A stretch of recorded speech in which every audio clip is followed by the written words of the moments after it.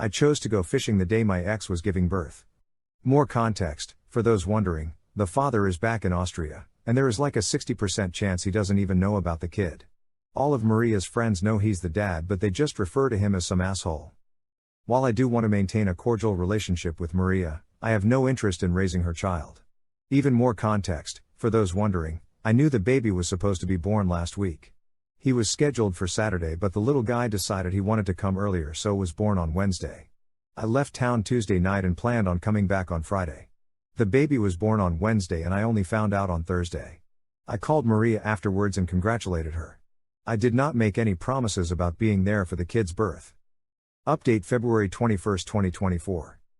Before I proceed with my update, I'd like to clarify a few points that have been raised. Many people have been wondering about my statement regarding Maria's values and beliefs not aligning with mine. By this, I meant that Maria and I differ on various topics, such as religion, finances, and culture. While I do respect Maria and enjoyed my time with her, for a long-term relationship involving marriage and children, I'd prefer someone who shares more similarities to me.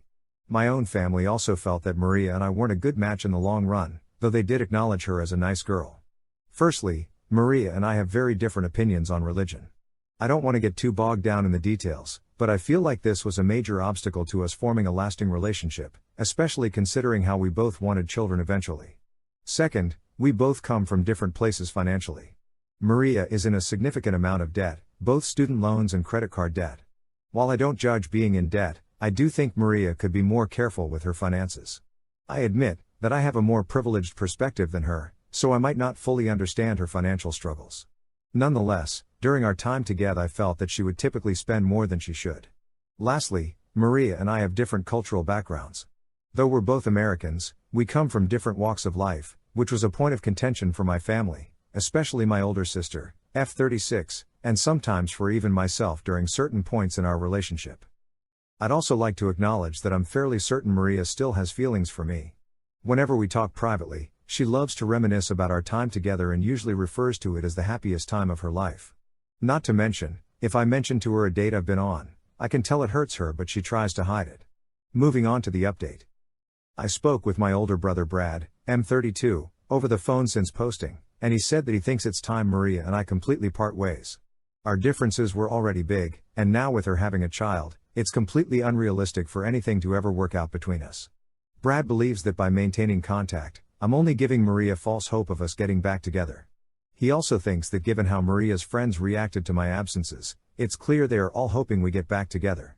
I hoped I'd be able to remain friends with Maria, but after hearing my brother and doing some self-reflection, I realized that I couldn't do so in good faith. I don't plan on suddenly cutting contact since Maria just had a baby and all, but I will be winding down contact in the coming weeks and months. However, for the next month or so, Elle will mostly act like I normally do since it is a very difficult time for her, and her social circle is already small. Monday evening, I got a call from Maria. We chatted for a bit, and she mentioned how she'd like me and some of our other friends to come and meet the baby in a few weeks when he gets bigger and stronger.